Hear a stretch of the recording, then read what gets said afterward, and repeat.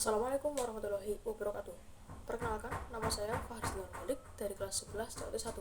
Dalam video kali ini, saya akan mempresentasikan tentang peran Indonesia dalam perdamaian dunia yang sebelumnya sudah dibacakan oleh teman saya, yaitu C. Peran Indonesia dalam menciptakan perdamaian dunia melalui organisasi internasional. 3. Peran Indonesia di gerakan non-blok. A. Pembukaan gerakan non-blok. Bagi Indonesia, gerakan non-blok merupakan wadah yang tepat bagi bangsa negara-negara berkembang untuk memperjuangkan cita-citanya, dan untuk Indonesia senantiasa berusaha secara konsisten dan aktif membantu berbagai upaya ke arah pencapaian tujuan dan prinsip-prinsip gerakan non-blok. GNB mempunyai arti yang khusus bagi bangsa Indonesia yang dapat dikatakan lahir sebagai negara netral yang tidak memihak. Hal tersebut tercermin dalam pembukaan Undang-Undang Dasar Negara Republik Indonesia tahun 1945 yang menyatakan bahwa kemerdekaan adalah hak segala bangsa, dan oleh sebab itu, maka penjajahan di atas dunia harus dihapuskan karena tidak sesuai dengan peri kemanusiaan dan peri keadilan.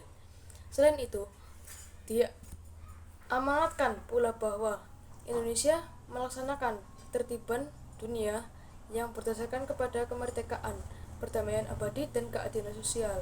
Kedua mandat tersebut merupakan filsafah dasar GNB tokoh-tokoh penggagas gerakan non-blok, yaitu Soekarno. B. Peran Indonesia di gerakan non-blok. 1. Salah satu peraksara GNB gerakan non-blok. Indonesia menjadi salah satu negara yang memprakarsai pendirian gerakan non-blok. Hal tersebut diwakili oleh Presiden Soekarno selaku pemimpin negara pada saat itu.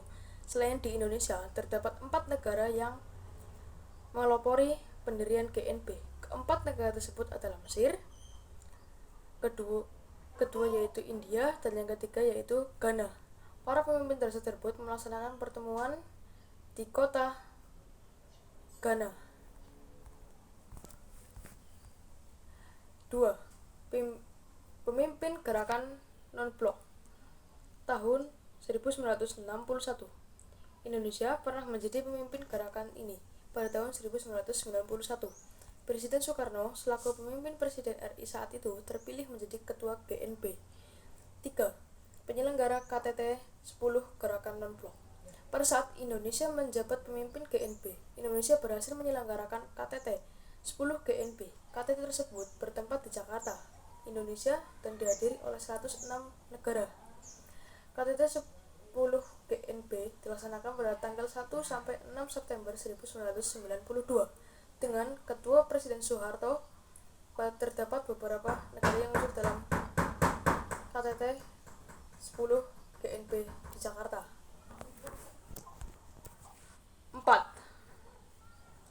Memecahkan masalah-masalah dunia terbesar pada asas keadilan. Indonesia menjadi negara yang ikut memecahkan masalah-masalah dunia berdasarkan perdamaian dunia. Selain itu, Indonesia juga memperjuangkan hak asasi manusia dari tata ekonomi dunia yang berdasarkan asas keadilan. Salah satunya adalah peran penting Indonesia dalam meredakan ketegangan di kawasan bekas Yusofa pada tahun 1991. D. Perjanjian internasional yang dilakukan Indonesia. Definisi perjanjian internasional menurut beberapa ahli. Menurut Schwarzenberger, perjanjian internasional ialah suatu perjanjian antara subjek-subjek hukum internasional yang menimbulkan kewajiban-kewajiban yang mengikuti dalam hukum internasional. Menurut Muhtar Kusumaja, perjanjian internasional adalah perjanjian yang diadakan antar bangsa dengan bertujuan untuk menciptakan akibat dari hukum-hukum tertentu. Menurut Oppenheimer, perjanjian internasional adalah suatu persetujuan antar negara yang menimbulkan hak dan kewajiban di antara pihak-pihak yang mengadakannya. Kemudian bentuk-bentuk perjanjian internasional. Ada beberapa bentuk perjanjian internasional yang harus diketahui. Antaranya adalah 1. Komersi, 2. Trakat, 3. Persetujuan, 4. Pengaturan. 5. Memorandum. 6. Pertukaran nota. C. Perjanjian internasional dilakukan Indonesia. 1. Tahapan internasional. Tahapan perjanjian internasional. Pendapat para ahli Muhtar Kusumaja memberikan tahapan-tahapan dan kebebasan internasional melakukan perjanjian internasional, yaitu A. Perundingan, B. Pendatangan, C. Pengesahan. Kemudian fungsi perjanjian internasional. Fungsi perjanjian internasional diantaranya untuk membentuk hukum. Membentuk hukum ini berarti membentuk ketentuan hukum bagi bangsa-bangsa atau masyarakat internasional yang bersifat multilateral dan biasanya terbuka dari pihak masyarakat internasional yang bersifat multilateral biasanya terbuka bagi pihak ketiga. Fungsi lainnya ialah membentuk hak dan kewajiban bagi bangsa atau negara yang mengadakan perjanjian saja. Intinya, perjanjian internasional ini berfungsi untuk seluruh bangsa internasional yang mengadakan perjanjian saja demi tercapainya tujuan bersama. Kemudian, asas-asas perjanjian internasional. Terdapat beberapa asas-asas yang perlu diperhatikan dalam pembuatan suatu perjanjian internasional. Yang pertama yaitu asas kontesi. Yang kedua, asas pasca San Sefarda. Yang ketiga, asas rebus starbus. Yang keempat, asas reciprositas. Yang keempat yaitu asas bona fides, dan yang keenam yaitu asas equality rights. Kemudian manfaat perjanjian internasional. Negara-negara Indonesia adalah negara yang berdaulat untuk melaksanakan kelangsungan negaranya. Tidak jarang Indonesia juga melaksanakan kerjasama internasional dengan negara lainnya.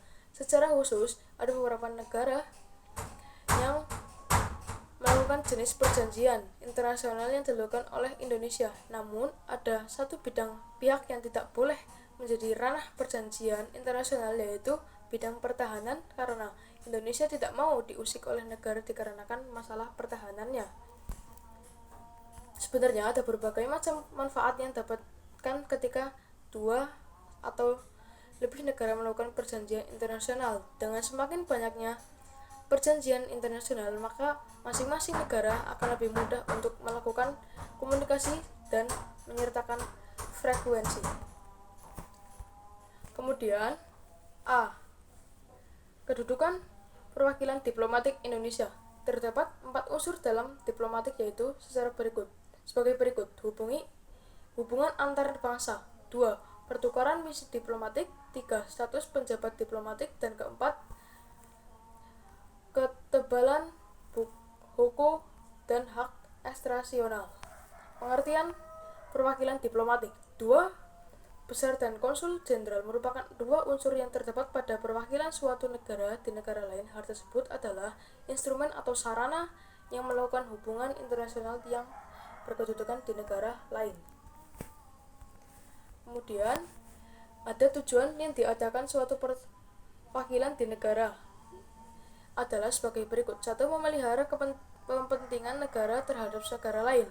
Yang kedua, melindungi seluruh warga negara sendiri yang sedang bertempat tinggal di negara penerima. Yang ketiga, menerima berbagai pengaduan atau komplain yang diteruskan kepada pemerintah negara penerima. Tugas serta fungsi dari perwakilan diplomatik Republik Indonesia. 1. Representasi. 2. Negosiasi. Dan ketiga, observasi. Keempat, proteksi. Dan kelima, persahabatan. Berdasarkan Konvensi Wina tahun 1991, disebutkan bahwa fungsi perwakilan diplomatik yaitu 1. Memilih kepentingan negara pemimpin di negara penerima, dan kedua, memelihara hubungan persahabatan antar kedua belah pihak negara. Kemudian, peringkat perwakilan diplomatik negara Republik Indonesia. A. Duta besar luar biasa dan berkuasa penuh. B. Kuasa usaha. C. Atasnya Republik Indonesia. Dan terdapat dua macam dalam atasnya Republik Indonesia, yaitu satu atasnya pertahanan, yang kedua atasnya teknis. Mungkin itu saja yang dapat saya sampaikan, kurang lebihnya mohon maaf. Wassalamualaikum warahmatullahi wabarakatuh.